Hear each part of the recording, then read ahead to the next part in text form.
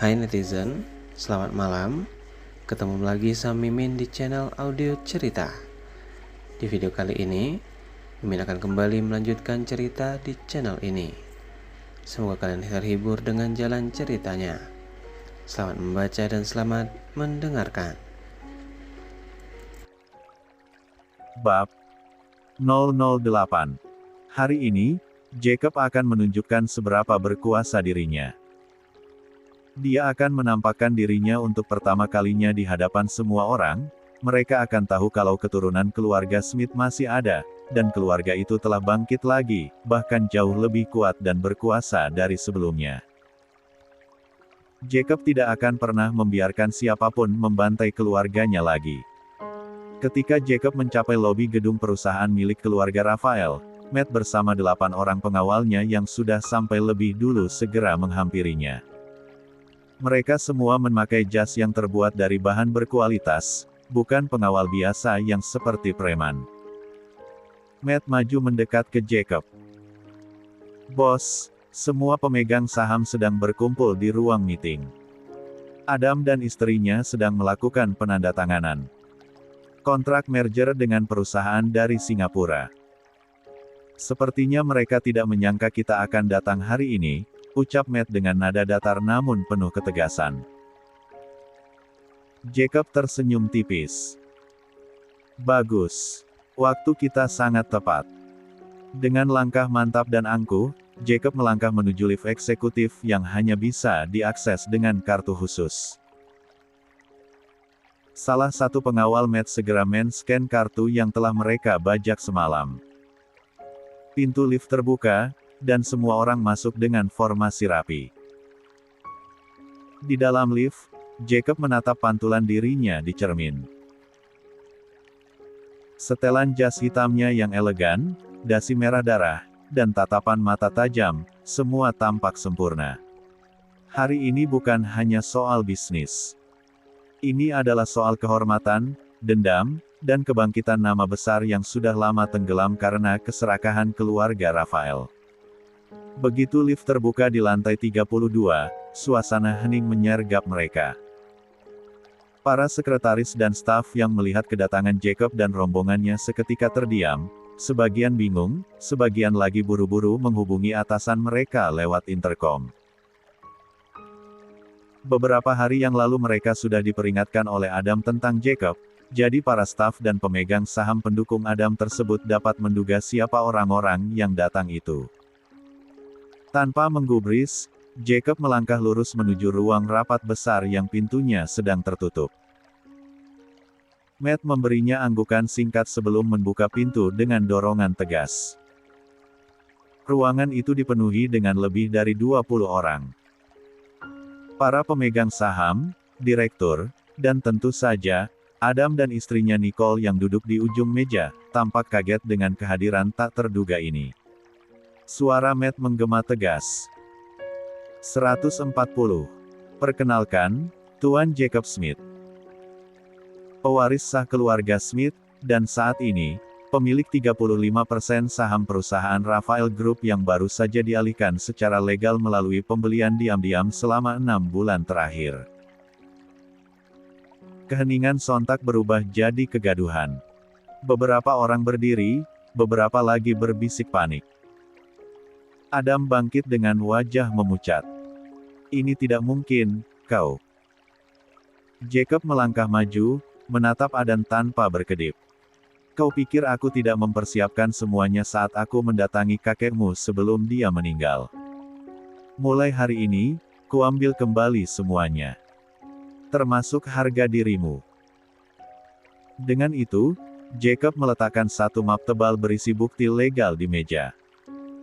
Semua orang di ruangan itu menyadari satu hal, zaman Raphael Group baru saja runtuh.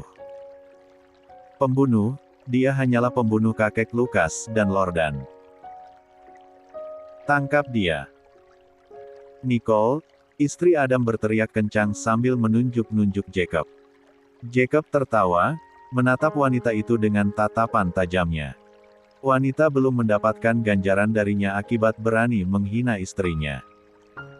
"Kau ada bukti?" balas Jacob tersenyum miring. Kami buktinya. Kami adalah saksi mara. Kau juga selingkuh dengan Kari, istri Lordan. Kalian berdua pasti bersekongkol menjadi pembunuh kan? Mengaku saja. Si tukang selingkuh itu, di mana dia? Mana wanita jalang itu?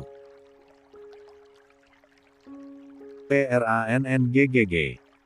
Bunyi pecahan gelas yang diambil Jacob dari atas meja dan dilempar ke sembarang arah memenuhi ruangan itu. Jacob tampak tenang namun tatapannya saat menatap Nicole seperti ingin memakan wanita itu hidup-hidup. 141. Mulutmu terlalu kotor. Nicole terkesiap. Semua orang membeku, bahkan suara berbisik-bisik pun berhenti. Gelas yang hancur itu seperti simbol retaknya kekuasaan keluarga Rafael. Jacob masih berdiri tegak, sama sekali tak bergeming dari tempatnya. Tatapannya menusuk Nicole seperti pisau tajam yang menguliti perlahan. Mulutmu terlalu kotor untuk seorang istri pemilik perusahaan besar, ujar Jacob dengan suara pelan namun mengandung ancaman yang jelas. Nicole menelan ludah, mencoba berdiri lebih tegak walau tangannya gemetar. Jangan sok suci, pembunuh sialan. Kau pikirkan bisa menghancurkan perusahaan suamiku? Jacob tersenyum lebar, ekspresinya seperti seseorang yang menikmati setiap detik kekacauan ini. Telah melangkah lebih dekat ke arah meja panjang itu, meletakkan kedua tangannya di permukaan kayu mahalnya. Sekali lagi, Nicole, jika kau tak bisa membuktikan satu pun dari tuduhanmu, maka kau sedang menciptakan fitnah di forum legal ini. Dan kau tahu akibatnya, bukan? Penghinaan dan pencemaran nama baik. Aku punya pengacara yang sangat menikmati permainan hukum. Jacob tidak takut sama sekali, karena pihak kepolisian sendiri yang memberinya izin membasmi keluarga itu. Lukas sangat jahat semasa dia hidup, cucu-cucunya juga. Mereka adalah dalangnya penyebaran narkoba, senjata tajam, penjualan organ tubuh manusia, dan banyak lagi kejahatan yang mereka lakukan. Kejaksaan sudah lama ingin menangkap keluarga itu, tapi karena mereka sangat berkuasa, maka Jacob menawarkan kerjasama. Bisnis Jacob legal, hanya saja dia perlu pakai cara cerdik untuk membasmi orang-orang jahat itu. Kematian Lukas dan Lordan dianggap kesuksesan besar bagi kepolisian dan kejaksaan. Sayangnya sekali Adam tidak mati. Tapi tidak apa-apa, sebentar lagi pria itu akan mendekam di penjara dengan semua bukti kejahatannya yang dipegang oleh pihak kejaksaan sendiri. Adam menatap map tebal di hadapannya.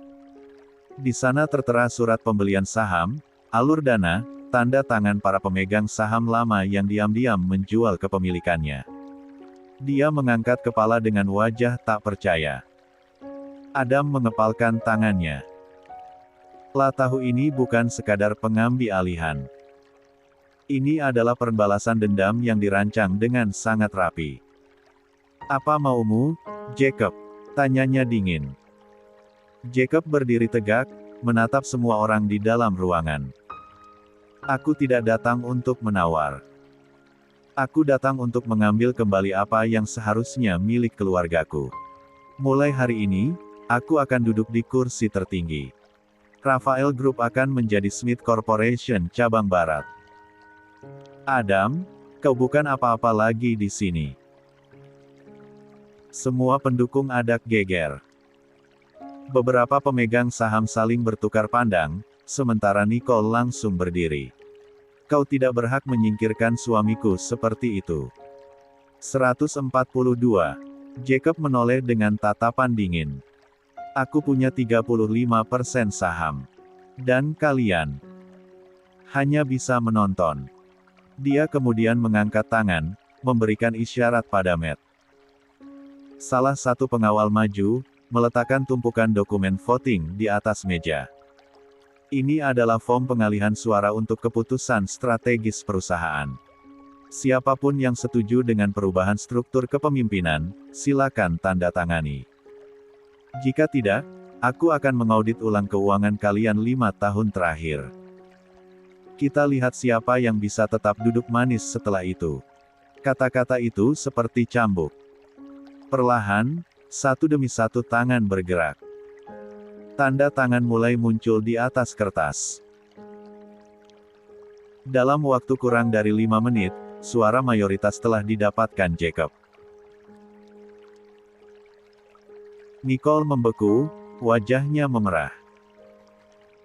Sementara Adam masih berdiri, tidak menerima kenyataan bahwa kekuasaan yang baru saja jatuh ke dalam genggamannya telah dirampas dalam waktu begitu singkat.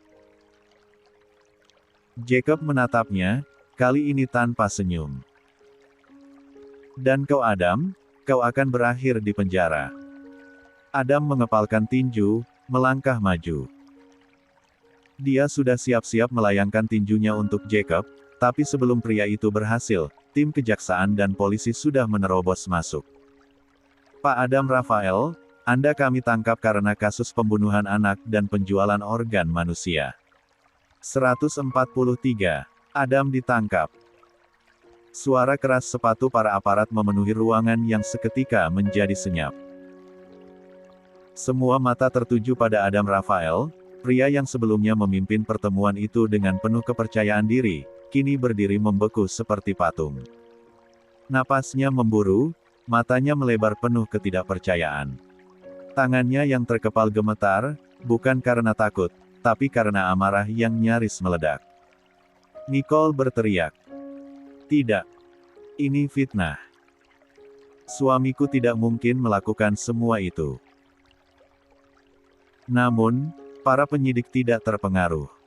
2 orang polisi mendekat, memegang tangan Adam dan memborgolnya.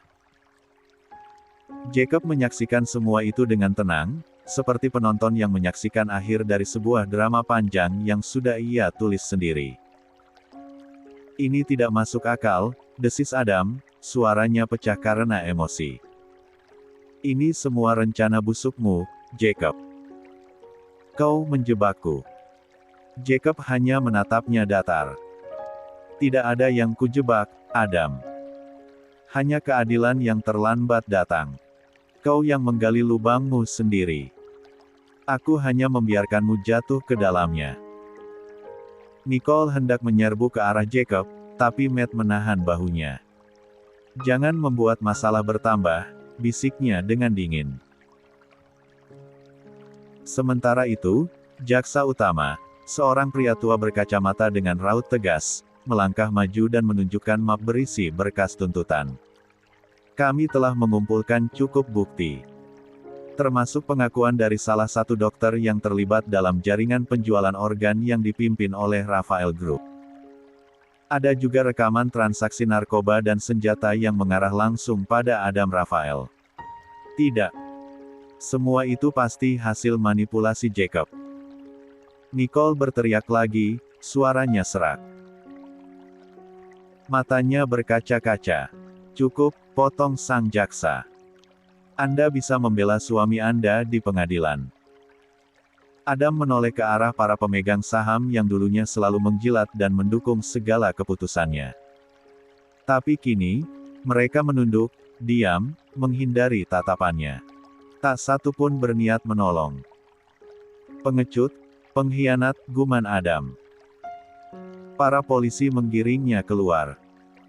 Suara borgol yang bergemerincing seakan menandai berakhirnya era Rafael.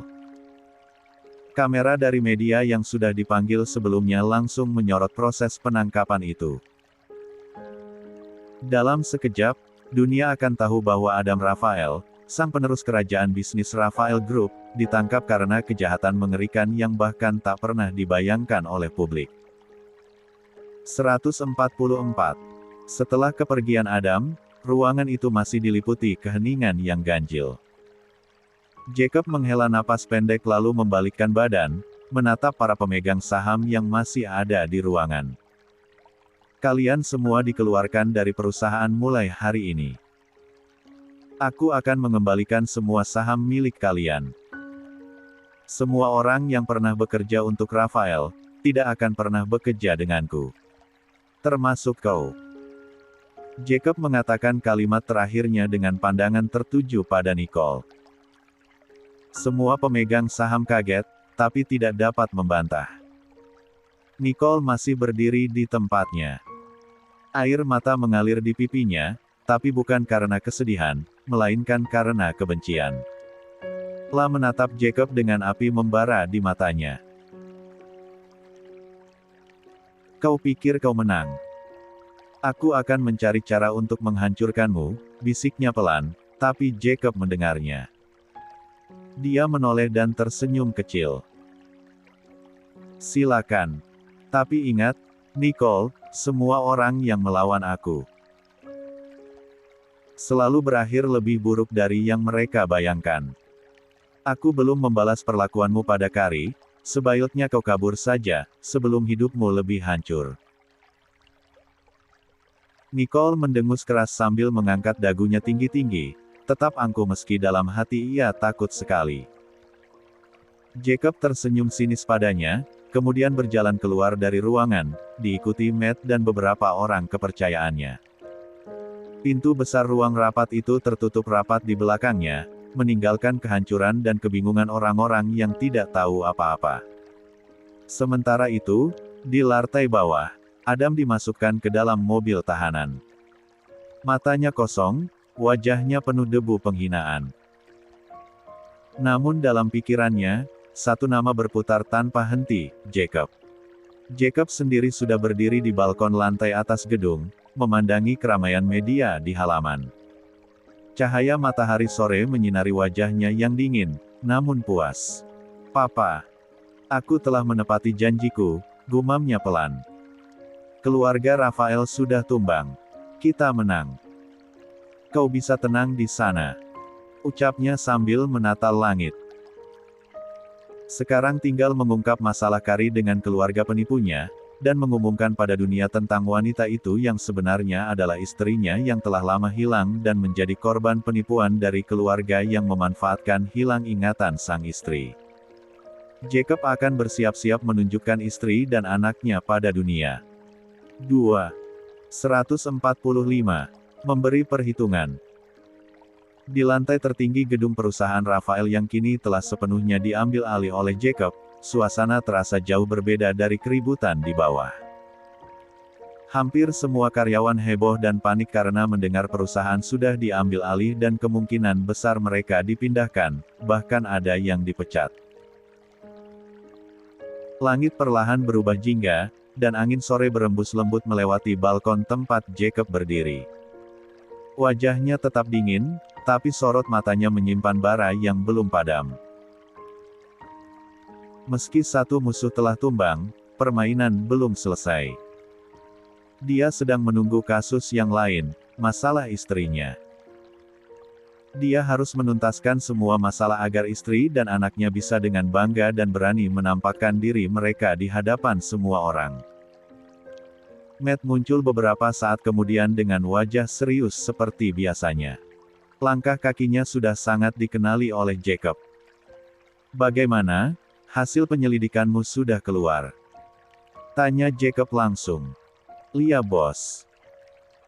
6 tahun lalu, pelaku kebakaran di toko tempat Nyonya Sia dinyatakan meninggal adalah Lordan. Hari itu, Nyonya Sia yang sedang berbelanja tidak sengaja bertemu dengan Lordan. Lordan tampak tertarik dengan wajah Nyonya Sia dan langsung menggoda Nyonya. Tapi Nyonya menamparnya. Lordan lalu menyuruh orang membakar toko itu dan menculik Nyonya Sia. Cincin di tangan Nyonya Sia, beserta pakaiannya serta semua identitasnya sengaja dilepas dan dipakaikan pada wanita lain. Itu sebabnya polisi salah mengenali orang. Ada rekaman yang anak buahku temukan. Dan keluarga Chin, adalah kaki tangan Lordan. Mereka sengaja membuat Nyonya Sia hilang ingatan. Brengsek. Jacob memaki keras, tangannya terkepal kuat. Rasanya ia ingin meninju apa saja yang ada di sana. Putar rekamannya. Perintah Jacob lalu berjalan masuk ke dalam ruangan, ia berusaha tenang. Matt mengikuti Jacob masuk ke dalam ruangan dengan cepat. La mengeluarkan tablet dari tas kecil di pinggangnya, lalu menyambungkannya ke layar besar yang tergantung di dinding. Saat layar menyala dan memperlihatkan rekaman dari kamera tersembunyi 6 tahun lalu, suasana seolah membeku. Hanya suara video yang terdengar, merambat pelan seperti luka lama yang kembali dibuka. Dalam rekaman itu, terlihat seorang wanita yang tak diragukan lagi adalah Carrie, istrinya. Sang istri berjalan di lorong toko, matanya jernih, wajahnya tersenyum pada penjaga toko yang menyapa. Lalu masuklah seorang pria, jangkung, mengenakan setelan mahal, dengan tatapan licik. Itu Lordan. Jacob merasakan jantungnya berdegup kencang. Cantik sekali kau, nyonya, ujar Lordan dalam fitnah sambil menyentuh rambut Sia. Sia dengan sigap menepis tangan pria itu. Maaf, saya sudah menikah. Jangan ganggu saya. Lordan tertawa pelan, lalu wajahnya berubah dingin. Menikah? Sayang sekali. La mencoba menarik tangan Car, tapi wanita itu menamparnya keras hingga 146. Merembuatnya terhuyung. Seketika, suasana dalam video berubah kacau. Lordan memanggil seseorang melalui ponselnya. Bakar tempat ini. Pastikan dia ikut terbakar, tapi bawa dia padaku dulu.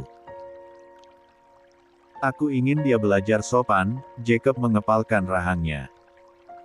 Napasnya memburu. Video lalu melompat ke cuplikan lain, rekaman yang didapatkan oleh salah satu anak buah Matt. Dalam kegelapan sebuah gudang, Carrie yang tubuhnya penuh luka dan memar duduk bersandar di dinding, matanya kosong. Seorang wanita dari keluarga Chin terlihat menyuntikkan sesuatu ke leher Sia. Wanita itu adalah Emma. Obat ini akan menghapus ingatanmu untuk sementara. Setelah itu, kami akan ubah identitasmu. Suamimu tidak akan menemukanmu lagi. Kau hanya perlu diam dan menurut. Jacob mengepal tangannya begitu kuat hingga buku-buku jarinya memutih. Mereka membuat istriku seperti boneka, desisnya. Matt mengangguk. Merasa marah juga pastinya. Rekaman berakhir dengan pembicaraan tentang kerjasama keluarga Chin dan Lordan. Keluarga Chin akan pura-pura menjadi keluarga Carrie, dan Lordan akan menikahi wanita itu. Mereka membodohi istrinya selama bertahun-tahun. Pura-pura baik, ternyata. Jacob tertawa keras. Dengan cepat tawa itu berubah menjadi amarah yang tak tertahankan. Aku akan menghabisi mereka semua. Matt. Kau culik mereka semua anggota keluarga Chin, bawa mereka ke gubuk di dalam hutan dan ikat mereka semua. Akan kepastikan mereka menyesali semua perbuatan mereka pada istriku. Perintah Jacob dengan emosi menggebu-gebu. Siap bos. 147. Keluarga Chin diculik. Malam itu juga Matt bersama para anak buahnya beraksi sesuai perintah Jacob. Sebagai tangan kanan Jacob yang sudah mengikuti laki-laki itu dan istrinya sepanjang hidupnya, tentu Matt sangat marah pada keluarga Chin yang sengaja bersekongkol dengan Lordan menipu dan memanfaatkan Carrie bertahun-tahun ini. Jacob dan Carrie bukan hanya dianggap atasannya saja, tetapi mereka sudah seperti keluarga. Matt akan mengabdi kepada mereka seumur hidup. Karena kalau bukan mereka yang membantunya dulu, ia mungkin sudah pergi dari dunia ini selamanya. Begitu mereka sampai di kediaman keluarga Chin, rumah itu tampak sepi. Hari sudah mulai gelap. Anak buah Matt yang lain sudah memeriksa kalau seluruh anggota keluarga Chin, Emma dan orang tuanya berada di rumah, mereka tidak kemana-mana. Mungkin saja mereka sedang berpesta sekarang karena berhasil menyebarkan berita palsu tentang Carrie yang berselingkuh. Orang-orang itu tidak tahu kalau keluarga Rafael sudah runtuh. Masa kejayaan mereka telah berakhir. Jacob telah membasmi mereka semua satu persatu, dia membuat mereka membayar harga atas apa yang telah mereka lakukan pada keluarganya.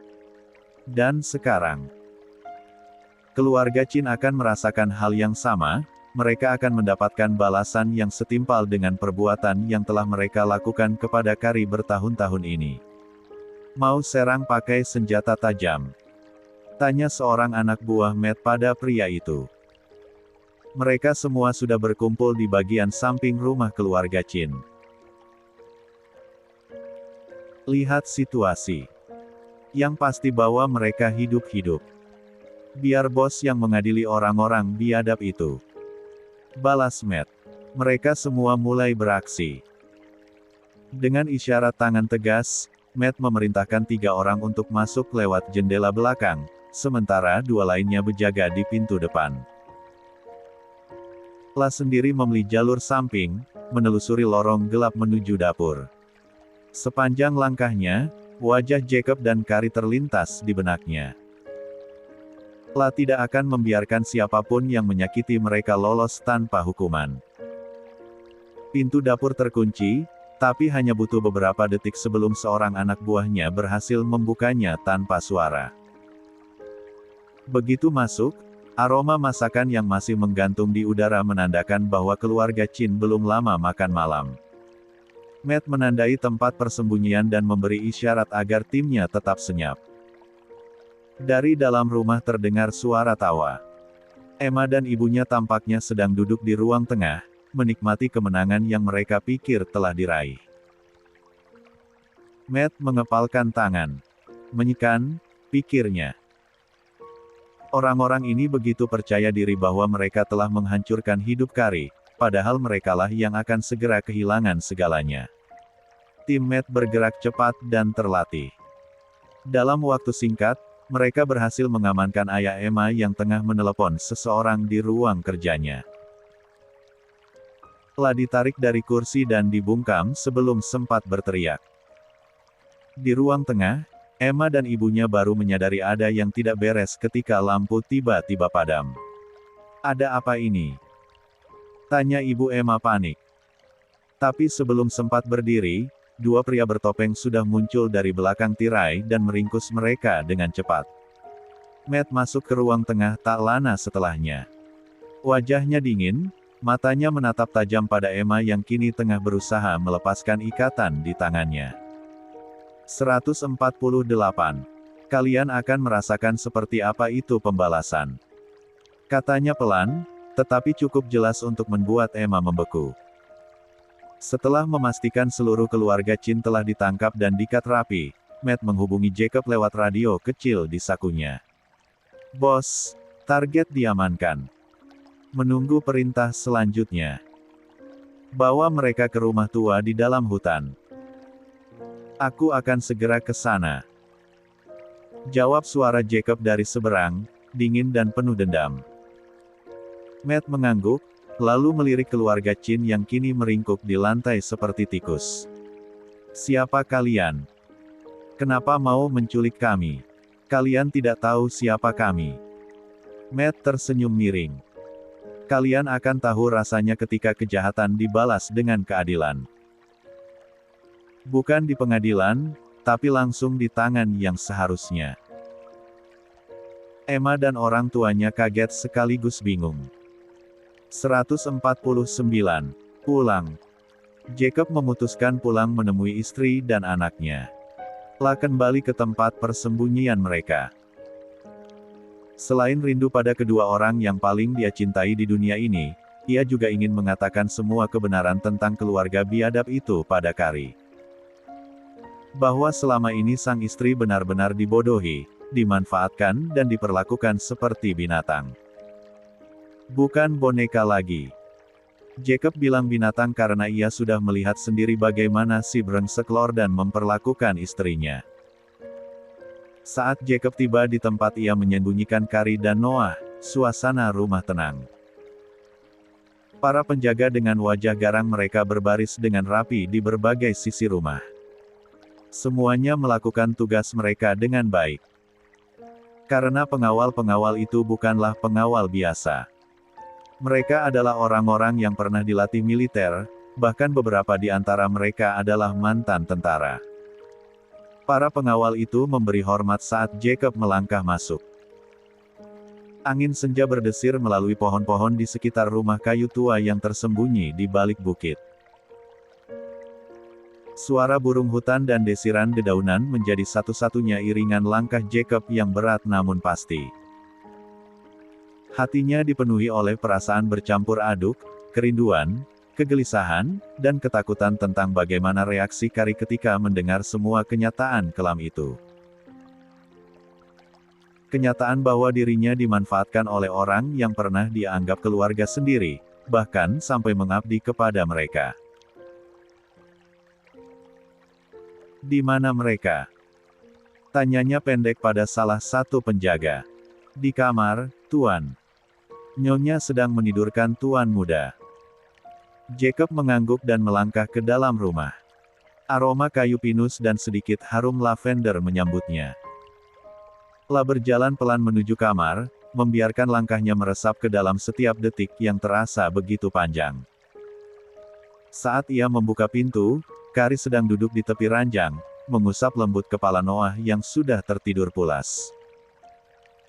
Carrie menoleh, dan tatapannya segera bertemu dengan tatapan suaminya yang berdiri di ambang pintu.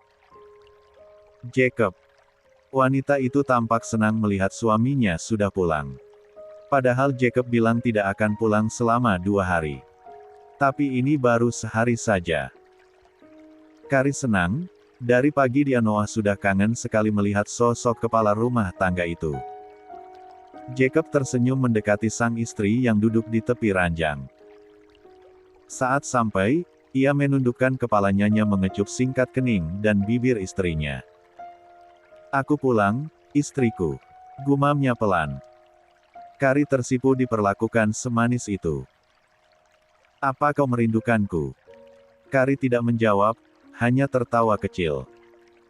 "Baru sehari juga kamu pergi," katanya. Padahal dia dan Noah memang rindu sekali. "Yakin gak kangen?" Wajah Carrie memerah. Jacob senang melihat sikap malu-malu sang istri. 150. Noah udah tidur, ayo bicara di tempat lain. Aku takut nanti Noah bangun, kamu sudah makan. Wanita itu bertanya. Sudah sayang, aku harus selalu sehat dan bugar demi kalian. Kalau tidak siapa yang menjaga 2 kesayanganku ini? Terutama aku harus sehat demi kamu. Biar di atas ranjang aku bisa memimpin dengan baik, sampai kamu kewalahan. Jacob menggoda Carrie sambil mengedipkan sebelah matanya. "Jacob." Carrie berseru pelan memukuli punggung tangannya. Jacob tertawa. Dia senang sekali menggoda istrinya. Keduanya berjalan ke ruang tamu. Carrie membuatkan teh hangat untuk suaminya karena ia rasa suaminya memang butuh yang panas-panas. Jacob menerima cangkir teh dari tangan Carrie, mengucap terima kasih lirih sebelum menyeruput pelan. Kehangatan dari cairan itu seperti menenangkan gundah di dadanya, tapi hanya sebentar. Setelah menatap wajah sang istri yang kini duduk di hadapannya, tenang, penuh kasih, belum tahu apa-apa tentang kebenaran yang akan segera mengubah dunianya. "Sia," Jacob memulai, suaranya berat dan berubah serius. "Ada sesuatu yang harus kamu tahu." Carrie menatapnya, raut wajahnya berubah. "Apa ada yang terjadi?" Jacob menghela napas panjang. "Aku tahu ini akan sulit. Tapi kamu harus dengarkan aku sampai selesai. Semua kebenaran dari pertanyaan tentang apa yang terjadi padamu selama bertahun-tahun ini." Carrie tertegun. Setelah menatap suaminya lurus. Jacob juga berusaha tenang sebelum menceritakan semuanya. Emosinya harus stabil. 151. Kenyataan pahit. Di tengah dinginnya udara malam dan aroma tanah lembab dari taman belakang yang terbuka, Matt memimpin timnya keluar dari rumah keluarga Chin. Mereka bergerak cepat namun senyap, seolah telah melakukan ini 1000 kali. 3 kendaraan hitam menunggu tak jauh dari gerbang utama, tersembunyi di balik deretan pohon besar yang mengapit jalan kecil menuju kediaman itu. Para tahanan dibungkus selimut gelap dan ditutup matanya, Mereka tak boleh tahu jalan ke tempat pengadilan Jacob yang sesungguhnya. Emma mencoba memberontak ketika tubuhnya didorong masuk ke dalam salah satu mobil. Tapi pergerakannya sia-sia. Seorang pria bertopeng menahan bahunya erat. Napas Emma memburu, antara marah dan takut. Kalian akan menyesal. Ayahku kenal banyak pejabat tinggi. Kalian akan masuk penjara seumur hidup. Teriaknya, suaranya pecah di antara ketakutan dan emosi. Matt menatapnya sejenak dari luar pintu mobil yang terbuka, lalu membisikkan sesuatu yang membuat darah Emma seperti berhenti mengalir. Justru ayahmu yang akan berharap mati lebih dulu, begitu Jacob Smith menatap matanya. Pintu ditutup dengan keras, menenggelamkan teriakan Emma dalam keheningan malam yang mencekam. Rumah tua di tengah hutan itu berdiri seperti hantu masa lalu, sunyi, gelap, dan seperti tak pernah dikunjungi siapapun selama bertahun-tahun. Tapi malam ini, tempat itu kembali hidup. Cahaya lampu sorot menyinari bagian depan bangunan, sementara di dalamnya, beberapa anak buah Jacob sudah bersiap. Di ruang interogasi gelap dengan lampu tunggal menggantung di tengah langit-langit, menciptakan bayangan-bayangan tajam yang bergerak tiap kali angin menerpa. Matt tiba lebih dulu, memastikan semua sudah siap. Emma beserta orang tuanya diletakkan di bangku panjang. Masing-masing diikat ke kursi besi berat, mulut mereka masih tertutup rapat oleh kain tebal. Tak lama kemudian, suara deru mobil Jacob terdengar. Pintu kayu besar berderit saat ia masuk, langkahnya mantap dan tenang. Matanya langsung menatap lurus pada tiga sosok yang kini tak lagi seangkuh tadi. Matt berdiri dan memberi hormat singkat. Mereka tak melawan, hanya berisik. Tapi tidak lama. Jacob mengangguk. Wajahnya pucat namun dingin, rahangnya mengeras menahan kemarahan yang mendidih. Di belakangnya, Carrie muncul. Jacob tidak ingin membawanya, tapi Carrie bersikeras ingin ikut. Jacob telah menceritakan semuanya kepada sang istri, bahkan menunjukkan bukti rekaman bagaimana orang-orang itu menyiksa, membodohi dan memanfaatkannya.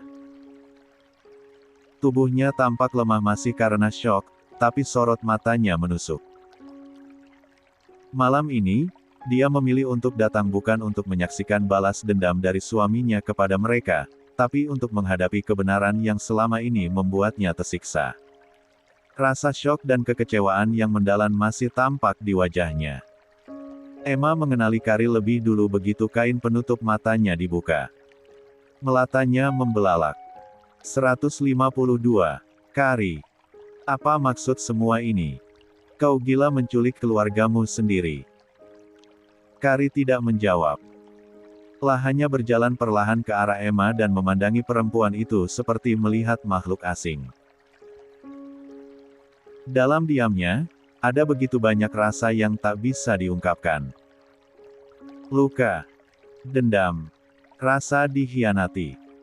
Jacob mengambil tempat di depan mereka. Memandang satu persatu anggota keluarga Chin, lalu berkata dengan nada pelan namun mengguncang. Bertahun-tahun kalian mempermainkan hidup istriku, kalian menipunya, membuatnya kehilangan ingatannya, dan menikahkan dia dengan lelaki brengsek itu untuk mengangkat nama keluarga kalian dan mendapat banyak harta. Lalu kalian menjatuhkannya, menyebar rumor murahan, membuatnya tampak seolah-olah tak berharga di mata publik. Jacob berhenti sejenak, lalu menatap langsung ke arah ketiga orang itu satu persatu. Kalian akan mendapatkan balasan yang setimpal dari perbuatan kalian. Mereka semua langsung berubah pucat. Serta kaget dengan apa yang baru saja mereka dengar. Istri. Kalian suami istri. Nyonya Sin angkat bicara seolah tidak percaya. Ya, aku sudah punya suami sebelum kalian menculik dan menghapus semua ingatanku, membuatku dikira mati oleh suami dan anakku. Carrie yang bicara. Wajahnya tampak sangat terluka. Sekarang dia belum ingat apa-apa. Tapi semua bukti sudah jelas bahwa dia memang istri Jacob, ada sebagian ingatan dalam bayangannya juga. Dan ia dapat merasakannya. Kari, bukan seperti itu. Dengarkan dulu penjelasan Mama. Kami tidak membodohi kamu, laki-laki ini yang sesungguhnya. Jangan menipu lagi. Aku tahu semua perbuatan jahat kalian. 153. Harga yang harus dibayar. Jangan menipu lagi. Aku tahu semua perbuatan jahat kalian. Semua orang tertegun mendengar teriakan keras Kari, termasuk suaminya sendiri. Jacob begitu mengenal istrinya, dari dulu ia tidak pernah melihat Kari sejarah ini. Tidak pernah melihatnya membentak orang lain, bahkan satu. Semengesalkan apapun orang itu. Kari adalah sosok perempuan yang sangat baik dan lembut dalam memperlakukan orang lain. Namun hari ini, ia membuktikan bahwa dia juga hanyalah seorang manusia biasa yang bisa marah besar seperti ini. Jacob paham sekali. Istrinya telah ditipu, dimanfaatkan dan diperlakukan seperti boneka oleh keluarga itu. Bagaimana dia bisa tahan? Jacob membiarkan sang istri meluapkan semua emosinya kepada Emma dan orang tuanya, karena mereka pantas. Jacob akan membiarkan sang istri memberi perhitungan pada keluarga itu, sebelum dia sendiri yang memberi mereka semua pembalasan yang jauh lebih mengerikan. Kari, kami tidak pernah berbuat jahat padamu. Kenapa kau setega ini? Nyonya Chin berteriak kencang, masih tidak mengakui kesalahan. Kari tersenyum hambar. Sudah sejauh ini, tapi mereka tidak juga mengaku salah padanya. Telah menatap ketiga orang itu baik-baik, tatapannya tajam. Terus saja mengelak, padahal buktinya sudah di depan mata. Kenapa kalau ada bukti? Toh kamu juga yang untung menikah dengan Lordan.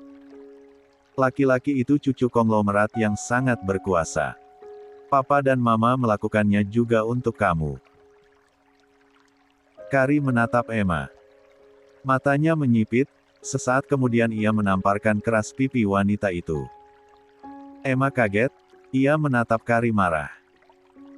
Sialan, kau menamparku. Kau pikir kau siapa hah? Emma berteriak. Kari tertawa. Aku adalah seorang ibu beranak satu yang kalian manfaatkan demi keserakahan kalian. Kalian membuatku hilang ingatan, dan menyerahkanku pada laki-laki biadab itu. Percayalah, kalian akan merasakan pembalasan yang jauh lebih kejam atas perbuatan kalian kepadaku. Kali ini suaranya rendah. Emma terdiam, entah kenapa perasaannya menjadi tidak enak. Wanita lemah itu tampak menjadi menakutkan. Apalagi saat pandangan Emma berhenti ke pria yang berdiri di sebelahnya, pria itu hanya diam, tapi diamnya itu justru membuat Emma makin merasa tidak tenang. Pandangan Kari berpindah-pindah ke Emma, Chin dan Nyonya Chin. Dulu ia tetap menganggap mereka keluarga, meski mereka terlalu banyak menuntut yang tidak masuk akal padanya. Tapi sekarang, dia tidak akan lagi bersimpati pada orang-orang jahat itu. Jacob. Kari menatap ke suaminya. Jacob balas menatapnya dengan lembut. 154. Aku ingin pulang. Aku takut Noah tiba-tiba terbangun dan sadar nggak salah satu di antara kita di rumah. Mau aku antar? Tawar Jacob. Gak usah. Matt aja yang anterin. Kamu urus mereka, aku nggak peduli apapun yang akan kamu lakukan sama mereka. Aku nggak pengen melihat mereka lagi, tapi jangan sampai bunuh mereka. Ucap Kari sesekali akan menatap ke belakang, pada ketiga orang yang masih diikat. Jacob mengangguk pelan, menatap istrinya penuh kebanggaan dan luka yang dalam. Lah tahu, luka batin Kari bukan hal kecil. Istrinya itu telah melalui neraka, dan tetap berdiri tegak hari ini. Matt, panggil Jacob tenang. Matt mendekat beberapa langkah. Antar istriku pulang. Pastikan dia dan Noah aman, perintah Jacob. Matt hanya mengangguk sekali, lalu menghampiri Carrie dan membukakan pintu dengan penuh hormat. Sebelum melangkah keluar, Carrie sempat berhenti di ambang pintu. Lah menatap Emma yang duduk terikat dengan wajah penuh amarah, lalu ke pasangan suami istri yang masih sibuk membela diri, bahkan saat semuanya sudah terbukti. Satu hal yang perlu kalian tahu, ucapnya pelan namun tajam. Tidak ada yang bisa menyelamatkan kalian dari kehancuran yang kalian buat sendiri. Kalian pikir aku lemah? Salah besar. Justru karena aku pernah lemah, aku tahu bagaimana cara bertahan dan menyerang. Dengan itu, Carrie pergi tanpa menoleh lagi. Begitu pintu tertutup, Jacob perlahan melangkah ke arah mereka bertiga. Matanya tak berkedip, penuh tekanan dan ketegangan yang mendalam. Wajahnya tampak tenang, tapi sorot matanya dingin, mengancam. Suara detik jam dinding seakan bergema di ruangan itu, menambah kengerian suasana. Sekarang ucap Jacob lirih. Mari kita bicara tentang harga yang harus kalian bayar. 155. Kepanikan Emma. Jacob berdiri tegak di hadapan mereka bertiga seperti seorang hakim yang baru saja memutuskan vonis paling mengerikan. Wajahnya tak menunjukkan belas kasih sedikit pun, bahkan ketika Nyonya Chin menangis terseduh-seduh sambil meremas tangan suaminya. Tolong jangan lakukan ini pada kami. Kami akan menebus semuanya, katakan apa yang kamu mau dari kami. Kami masih punya beberapa harta peninggalan, uang yang Lordan berikan pada kamu juga masih ada. Kami bisa berikan semua pada kalian, kata Nyonya Chin menawarkan. Jacob tersenyum miring menatap wanita itu. Kau pikir aku kekurangan uang? Katanya. Lalu apa yang kamu mau? Aku masih perawan, kamu bisa. Emma menambahkan. Kata-katanya membuat Jacob tertawa keras, tawa yang terdengar mengerikan. Masih perawan.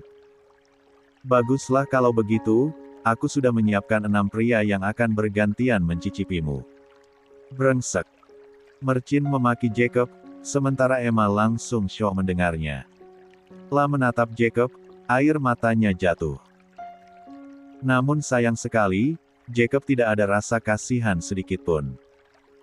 Saat memikirkan betapa teganya mereka menyiksa istrinya, dan bagaimana Lordan memperlakukan sang istri seperti binatang, mustahil bagi Jacob untuk membiarkan mereka hidup. Tapi ia akan mengingat ucapan istrinya. Mereka tidak akan dia bunuh, tapi akan dia buat mereka hidup tapi seperti ingin mati rasanya. Kau tenang saja, setelah kau bersenang-senang dengan 6 pria itu, aku akan membuat kau kehilangan ingatan, seperti yang kau lakukan pada istriku. Kata Jacob lagi menatap Emma yang masih terikat di kursi, serta Mama dan pada wanita itu. Nyonya Chin menjerit keras mendengar kata-kata Jacob. Tubuhnya bergetar hebat, wajahnya pucat pasi seolah darahnya mengering seketika. Lah mencoba berdiri, tapi tidak bisa karena ia juga terikat sama seperti suami dan putrinya. Lah menatap Jacob. Kau iblis. Apapun yang telah kami lakukan, kau tak punya hak. Diam. Bentak Jacob, suaranya menggerma seperti cambuk yang menghantam kulit. Kalian tidak pantas bicara tentang hak. Troy. Nama yang disebut Jacob langsung muncul di dalam ruangan. Lelaki itu adalah anak buah Jacob yang lain. Pindahkan suami istri ini ke ruangan lain dan setrum mereka. Setelah itu, masukkan mereka ke rumah sakit jiwa. Perintah Jacob. Baik bos. Troy mengangguk lalu memerintahkan beberapa bawahannya memindahkan pasangan suami istri itu. 156. Mercin dan Nyonya langsung berteriak-teriak histeris. Emma menggigil di kursinya, Tubuhnya yang terikat kini terasa begitu dingin meski ruangan itu panas dan pengap. Jeritan ayah dan ibunya menggema ketika para pria berbadan kekar menyeret mereka keluar dari ruangan. La ingin menutup telinganya, tapi kedua tangannya tak bisa bergerak. Yang bisa ia lakukan hanya menangis dan menatap Jacob dengan mata penuh teror. Jacob perlahan melangkah mendekatinya, matanya menatap wajah wanita itu seperti sedang menilai seonggok barang yang hendak dihancurkan. "Kau takut?" tanyanya pelan. "Rasanya seperti ini, ketika kau tahu tak ada seorang pun yang bisa menolongmu. Seperti yang kau lakukan dulu, saat menyiksa istriku. Jacob, kumohon, maafkan kami." Suara Emma lirih, penuh isakan. "Kami hanya menuruti Lordan." Jacob mendengus. "Tentu saja kau akan berkata seperti itu sekarang. Setelah menginjak-injak kehormatan istriku." La menarik kursi lain dan duduk di hadapan Emma. Wajahnya kini sejajar dengan wajah perempuan itu. La menatapnya lama, seperti ingin memastikan bahwa rasa takut itu sudah menembus tulang sumsum Emma. "Aku ingin kau tahu," ucap Jacob pelan namun tajam, "bahwa setiap detik dari apa yang akan kau alami, adalah bayaran dari setiap tetes air mata istri yang kalian buat. Dari setiap malam ia menjerit dalam mimpi karena siksaan kalian. Kau pikir kalian bisa membeli semuanya dengan uang dan permohonan maaf palsu." Tiba-tiba pintu terbuka, seorang pria jangkung masuk dengan wajah datar. Jacob melirik sekilas. "Siapkan obatnya. Setelah malam ini, dia akan jadi seperti boneka indah tapi hampa." Emma menatap Jacob, matanya membelalak. Tidak. Jangan ambil ingatanku. Aku mohon." Jacob berdiri. Tepat pada saat itu, 6 orang laki-laki bertubuh kekar masuk. Lutut Emma langsung lemas. Ternyata Jacob tidak main-main. Seharusnya kau berpikir 2 kali sebelum menjadi bagian dari mimpi buruk seseorang. Kalian, bersenang-senanglah dengannya, dia masih perawan. Waktu kalian 2 jam. Saat aku kembali, pastikan dia berpakaian. Aku tidak ingin melihat tubuh telanjang wanita lain selain istriku. Siap Tuan. Emma panik. Jacob, jangan lakukan ini, tolong. Jacob memutar tubuhnya dan berjalan ke pintu. Sebelum melangkah keluar, ia menoleh sekilas. 157. Bersenang-senanglah. Lalu pintu tertutup dengan dentuman pelan. Emma menjerit dengan tangisan kencang. 158. Hancur. Emma menjerit dengan tangisan kencang, tubuhnya menggigil, matanya memohon-mohon agar para lelaki kekar itu tidak menyakitinya, tetapi nihil. Mereka mulai melucuti pakaiannya dan satu persatu dari mereka menggilirnya bergantian. Jacob betul-betul kejam. Pria itu membalaskan dendam istrinya jauh lebih kejam dari kejahatan yang pernah ia dan orang tuanya lakukan dulu. Emma menangis terseduh-seduh setelah digilir oleh para lelaki brengsek itu, rasanya dia ingin mati saja. Rambutnya acak-acakan. Mereka sudah memakaikan bajunya lagi. Tak ada robek sedikitnya di bajunya, yang robek adalah hatinya. Sakit sekali rasanya. Emma terus-menerus menangis, meratapi nasibnya yang pilu. Jacob brengsek. Kari bangsat.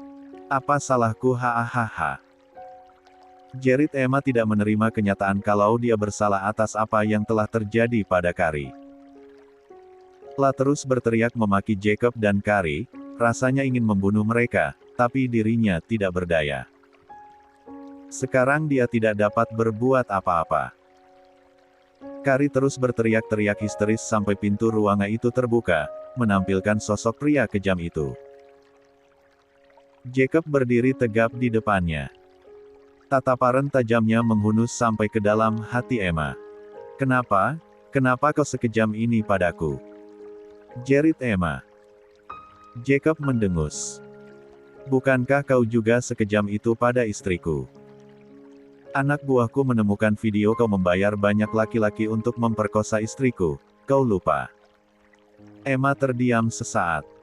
Tapi tak lama kemudian ia menggeleng membela diri. Bukan aku hanya menuruti perintah Lordan.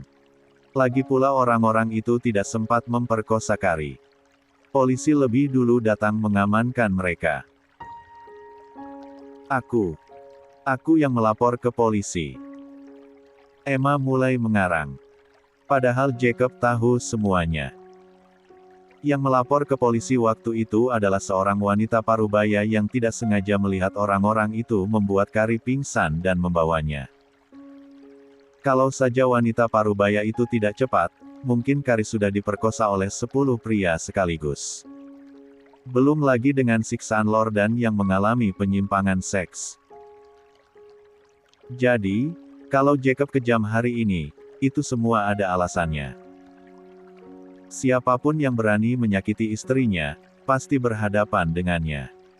Dia akan membuat mereka melihat bahwa dirinya bisa menjadi seorang monster jahat kalau ada yang menyakiti istrinya. Jacob mendekati Emma, berdiri di depan wanita itu. Sekarang kau tahu rasanya kan kalau ingin menyakiti istriku. Tubuh Emma bergetar hebat. Jacob menatapnya lama, dingin, datar, tak ada belas kasihan sedikitpun. 159. Sekarang waktunya membuatmu kehilangan ingatan, seperti yang kau lakukan pada istriku. Pria itu tersenyum, senyum menakutkan yang membuat Emma ketakutan. Tak lama setelah itu, 4 orang pria masuk membawa alat-alat di tangan mereka. Tubuh Emma gemetar hebat. Wajahnya pucat, matanya merah membengkak karena tangis yang tak kunjung reda. Nafasnya terputus-putus, seperti seseorang yang hampir kehilangan kesadaran karena trauma mendalam. La menatap Jacob dengan mata penuh kebencian, tapi juga ketakutan yang tak bisa disembunyikan. Jacob tidak menunjukkan belas kasihan.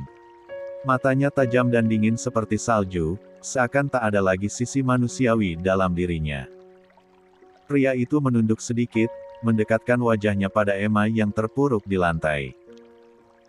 Aku ingin kau merasakan apa yang istriku rasakan. Ketakutan. Rasa terancam, ketidakberdayaan. Itu belum seberapa dibanding apa yang hampir terjadi padanya karena ulah kalian. Jacob. Aku mohon. Suara Emma parau, tercekat oleh rasa sakit yang sulit dijelaskan. 4 pria yang masuk ke dalam ruangan itu membawa perlengkapan medis dan perangkat teknologi yang membuat Emma semakin panik. La mencoba mundur, menjauh, tapi tak ada ruang untuk melarikan diri. Tubuhnya lemas. Jacob berdiri tegak, tangan terlipat di dada. Satu-satunya alasan aku tak membunuhmu adalah karena aku ingin kau hidup dalam kebingungan. Tanpa masa lalu. Tanpa ingatan tentang kejahatanmu.